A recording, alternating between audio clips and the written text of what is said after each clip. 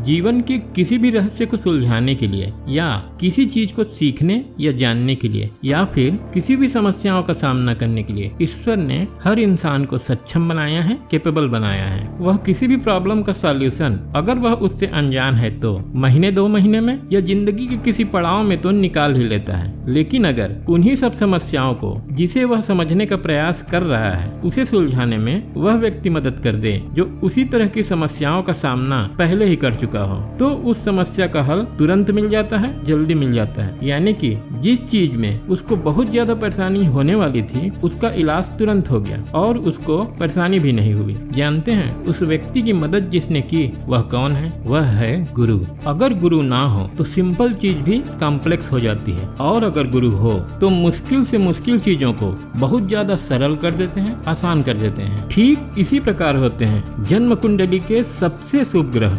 समृद्धि के कारक, ज्ञान के कारक, धन के कारक और संतान के कारक गुरु। वो जिन भावों के स्वामी होते हैं, जिन भावों में बैठते हैं और जिन जिन भावों को देखते हैं, उन भावों से संबंधित सभी चीजों को या तो बहुत आसानी से दे देते हैं या फिर उसके मिलने में होने वाली परेशानियों को बहुत ज्यादा कम कर देते हैं। आज की वीडियो में हम जानेंगे कि देव गुरु बृहस्पति जन्म कुंडली के 12 भावों में जब बैठते हैं तो किस किस प्रकार के फल देते हैं। तो चलिए सबसे पहले शुरू करते हैं प्रथम भाव से। प्रथम भाव या लग्न भाव कुंडली का सबसे महत्वपूर्ण भाव है। प्रथम भाव आप हो, आपका शरीर है, आपका व्यक्तित्व है, आपका रंग रूप है, कद है, काठी है। कहने का मतलब है कि प्रथम भाव व्यक्ति के शरीर का भाव है और इस भाव का स्वामी, इस भाव में बैठे ग्रह और इस भाव को देखने वाले ग्रह व्यक्ति के शारीरिक और मानसिक गुणों का निर्माण करते हैं। तो जिस व्यक्ति के जन्म कुंडली के प्रथम भाव या लग्न भाव में देव गुरु होते हैं तो समझिए कि वह व्यक्ति बहुत ही सौभाग्यशाली है और ईश्वर ने उसे बहुत सारे गुणों का स्टोर रूम बनाया है। गुरु ज्ञान का कारक है, तो जब गुरु यहाँ बैठते हैं तो शिक्षा, साहित्य और कला में आपका इंटरेस्ट पैदा करते हैं और सिर्फ इंटरेस्ट पैदा नहीं करते बल्कि उसे उन क्षेत्रों में पारंगत बनाकर योग्य और विद्वान व्यक्ति बनाते हैं। गुरु लग्न में बैठे हैं तो व्यक्ति अगर किसी कारण से पढ़ा नहीं तो कढ़ा जरूर होगा, मतलब दीन दुनिया का उसे पढ़े लिखों के बराबर ज्ञान होगा। गुरु जब लग्न में बैठते हैं तो अपने पंचम दृष्टि से पंचम भाव को देखते हैं। पंचम भाव बुद्धि भाव और संतान भाव है। गुरु जब इस भाव को देखते हैं तो न सिर्फ उस व्यक्ति को जिसकी कुंडली है बल्कि उसके संतान की भी रुचि अच्छी चीजों में होती है। संतान शिक्षित और आज्ञाकारी होते हैं। लग्न में बैठा गुरु सप्तम दृष्टि से जब सप्तम भाव को देखते हैं जो कि लाइफ पार्टनर और बिजनेस पार्टनर का भाव है, तो गुरु उस व्यक्ति को जिसकी कुंडली है उसके लाइफ पार्टनर और बिजनेस पार्टनर से ज्यादा योग्य बनाते हैं, सुपीरियर बनाते हैं, जिससे उसे उसके ससुराल पक्ष में और सहयोगियों के बीच बहुत ज्यादा सम्मान प्राप्त होता है। वहीं गुरु जब अपने नवम दृष्टि से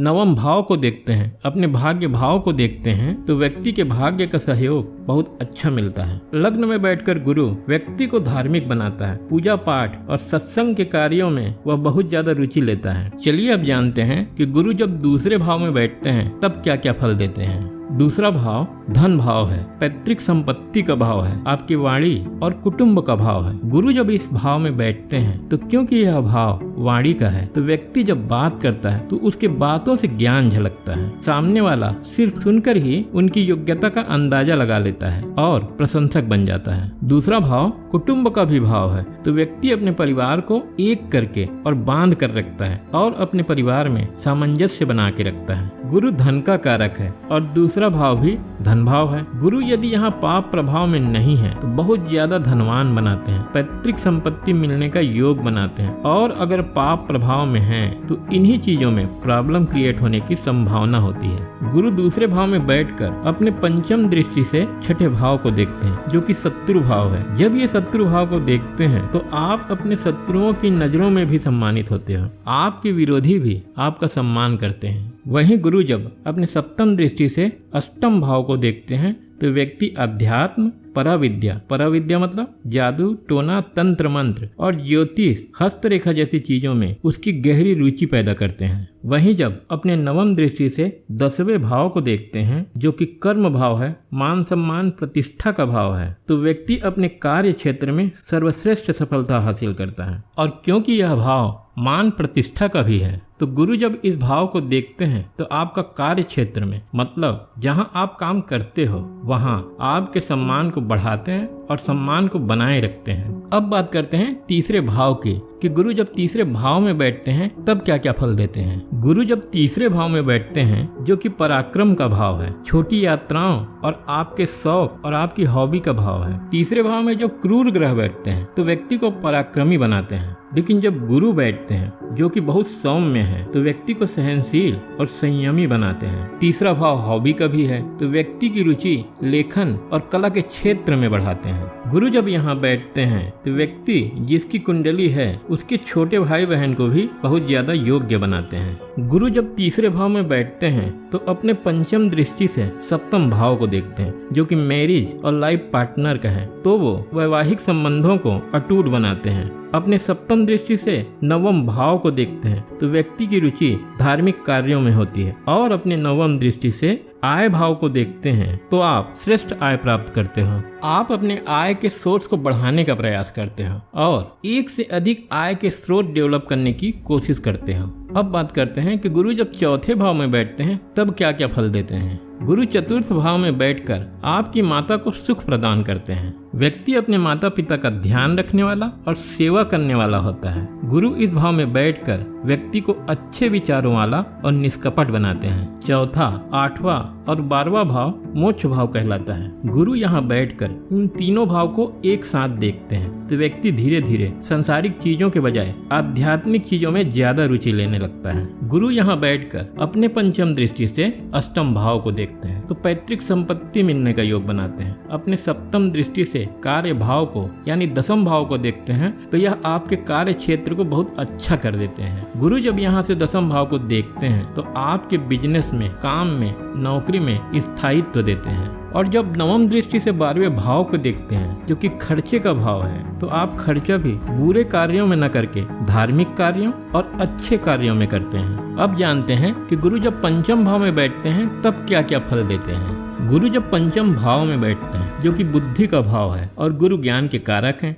तो यह कॉम्बिनेशन आपके विद्या अध्ययन के लिए श्रेष्ठ है। पंचम भाव जो कि संतान भाव भी है, तो गुरु जब यहाँ बैठते हैं और अगर वो यहाँ पीड़ित नहीं है तो संतान अच्छी, कुशाग्र बुद्धि वाले और आज्ञाकारी होते हैं। गुरु यहाँ बैठकर अपनी पंचम दृष्टि से भाग्य भाव को देखते हैं तो आपके भाग्य को अपलिफ्ट करते हैं, जिससे आपके भाग्य का सहयोग मिलता है और आप जीवन में अच्छी सफलता प्राप्त करते हैं। और क्योंकि इसी समय वो अपने सप्तम दृष्टि से आय भाव को भी देख रहे होते हैं तो आपकी आय भी बहुत अच्छी होती है। और गुरु जब अपने नवम दृष्टि से लग्न को देखते हैं तो नो डाउट बुद्धि भाव में बैठकर लग्न को देखेंगे तो व्यक्ति इंटेलिजेंट और नॉलेजेबल दोनों होता है। अब बात करते हैं छठे भाव की। जब गुरु यहाँ बैठते हैं तो किस प्रकार के फल देते हैं। गुरु छठे भाव में बैठते हैं तो व्यक्ति इनकम का सोर्स अपने अर्ली लाइफ में ही बना लेता है। ये शुरुआती जीवन में ही पार्ट टाइम जॉब करके आय प्राप्त करना शुरू कर देते हैं। गुरु जब छठे भाव में बैठते हैं तो आपसे विपरीत विचार रखने वालों के बीच में भी आपका सम्मान होता है। कुंडली के सबसे शुभ ग्रह का छठे भाव में बैठना संतान प्राप्त करने में बाधा के योग बनाते हैं और संतान से तालमेल की कमी का योग बनाते हैं। और आप कुछ ऐसा काम करते हो जो कि आपके नाम और काम से उलट होता है। गुरु छठे भाव में बैठकर जब अपने पंचम दृष्टि से कार्य भाव को देखते हैं तो व्यक्ति नीचे से शुरुआत करके अपने जीवन में धीरे धीरे उच्च स्थान को प्राप्त करता है। गुरु छठे में बैठकर अपनी सातवीं दृष्टि से 12वें भाव यानी खर्चे के भाव को देखते हैं और 9वीं दृष्टि से आपके धन भाव को देखते हैं तो आपके खर्चे और धन में सामंजस्य बना के रखते हैं। मतलब अगर आपकी बचत नहीं होती है तो खर्चे के लिए पैसे की कमी भी नहीं होती है। आइए अब जानते हैं कि गुरु जब 7वें भाव में बैठते हैं तो क्या क्या फल देते हैं। 7वां भाव विवाह का भाव है। अब गुरु जब यहाँ बैठते हैं और पीड़ित नहीं हुए तो आपके वैवाहिक जीवन को मजबूत और टिकाऊ बनाते हैं। गुरु यहाँ बैठकर आपके जीवन साथी को समझदार और पारखी बनाने का भी काम करते हैं। गुरु यहाँ बैठकर अपनी पंचम दृष्टि से आय भाव को और सातवीं दृष्टि से लग्न को और नवम दृष्टि से पराक्रम भाव को देखते हैं तो ये इन तीनों भाव को अपलिफ्ट करते हैं। इसमें आय भाव को देखकर श्रेष्ठ आय प्रदान करते हैं, लग्न को देखकर व्यक्ति को बुद्धिमान और विद्वान बनाते हैं, साथ ही साथ पराक्रम भाव को देखकर व्यक्ति को संयमी और सहनशील बनाते हैं। गुरु जब सातवें भाव में बैठते हैं तो आपका बिजनेस पार्टनर, आपके सहयोगी सब आपको योग्य व्यक्ति मिलते हैं। अब बात करते हैं अष्टम भाव की। अष्टम भाव में गुरु जब बैठते हैं तो किस प्रकार के फल देते हैं। अष्टम भाव कुंडली का सबसे बुरा भाव माना जाता है, यह मृत्यु का भाव भी कहलाता है। गुरु जब यहाँ बैठते हैं तो आपके आयु में वृद्धि कर लंबी आयु प्रदान करते हैं, लेकिन व्यक्ति कोलेस्ट्रॉल, ब्लड प्रेशर या शुगर जैसे छोटी बीमारियों से लंबे समय तक ग्रसित हो सकता है, यानी यहाँ गुरु दीर्घकालिक रोग का योग बनाते हैं। गुरु जब अष्टम में बैठते हैं तो व्यक्ति पराविद्या जैसे जादू टोना,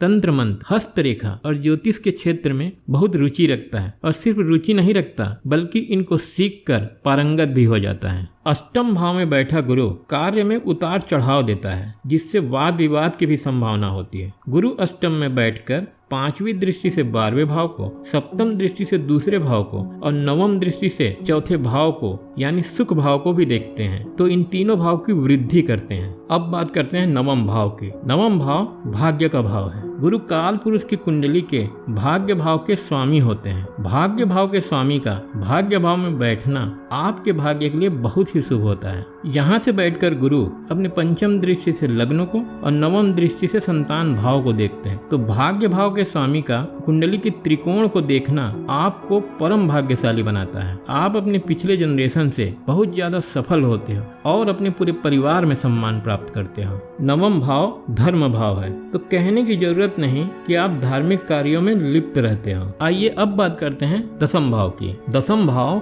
कर्म भाव है। गुरु इस भाव में बैठते हैं तो व्यक्ति चाहे कोई भी कार्य करे, कार्य में सफलता की गारंटी है कि वो एक दिन सफल जरूर होगा, और ये भी कि सफल बुरे नहीं अच्छे कार्यों में होगा। गुरु इस भाव में बैठकर व्यक्ति को अपने सम्मान के प्रति सजग बनाता है। व्यक्ति पैसे से ज्यादा अपने सम्मान का ख्याल रखता है। गुरु स्थायित्व का प्रतीक है, तो व्यक्ति जो भी कार्य करता है उसमें स्थायित्व प्राप्त करता है। गुरु यहाँ बैठकर यहाँ से अपने पंचम दृष्टि से धन भाव यानी दूसरे भाव को देखता है, तो वह आपकी आर्थिक स्थिति को बहुत मजबूत करता है। दसम भाव में बैठा गुरु सातवीं दृष्टि से चौथे भाव को और नवम दृष्टि से छठे भाव को देखता है, तो इन दोनों भाव को भी मजबूती प्रदान करता है। दसम भाव का गुरु छोटी छोटी चीजों का इस्तेमाल करके बड़ा काम करने में माहिर बनाता है। मतलब अगर आपको संसाधनों की कमी है तब भी आप काम में बहुत अच्छा रिजल्ट निकालने में माहिर होते हो। चलिए अब जानते हैं कि 11वें भाव में बैठा गुरु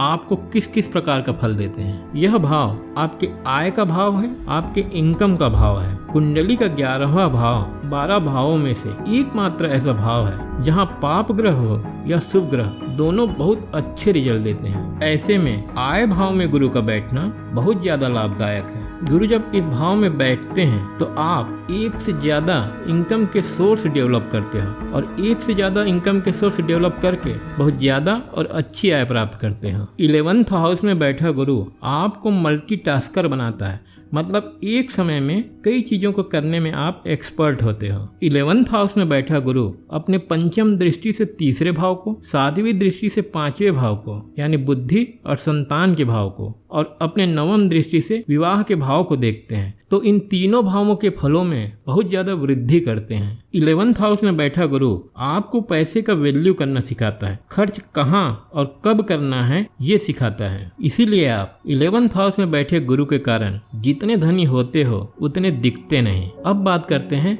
12वें भाव की। 12वां भाव खर्चे का भाव है। गुरु जब इस भाव में बैठते हैं तो आप खर्चे भी सही कार्यों में करते हो, मतलब खर्चे करते भी हो तो दान धर्म और पुण्य के कार्यों में। 12वां भाव मोक्ष का भाव है। गुरु यहाँ बैठकर पंचम दृष्टि से चौथे भाव को यानी माता के भाव को देखते हैं, सप्तम दृष्टि से छठे भाव को देखते हैं और नवम दृष्टि से अष्टम भाव को देखते हैं। यानी गुरु त्रिक के एक भाव में बैठकर बचे दोनों त्रिक भाव यानी छठे भाव और अष्टम भाव को देख लेते हैं, जो कि गुरु जैसे शुभ ग्रह के लिए सबसे बुरा पोजीशन है। गुरु का 12th हाउस में बैठना आपका अध्यात्म में रुचि को ही दिखाता है। अगर आप धर्म कर्म में रुचि रखते हैं, अध्यात्म में रुचि रखते हैं, तो गुरु का 12th में बैठना श्रेष्ठ है। यह वीडियो कैसा लगा कृपया कमेंट बॉक्स में कमेंट करके जरूर बताइएगा। और अगर यह वीडियो आपको अच्छा लगा तो कृपया इसे लाइक करिए, शेयर कीजिए और बेल आइकन को भी प्रेस कर दीजिए, जिससे जब भी मेरा नया वीडियो अपलोड हो आपको इन्फॉर्मेशन मिल जाए। और इस चैनल को सब्सक्राइब करना ना भूलिएगा। यह वीडियो देखने के लिए आपका बहुत बहुत धन्यवाद। Thank you.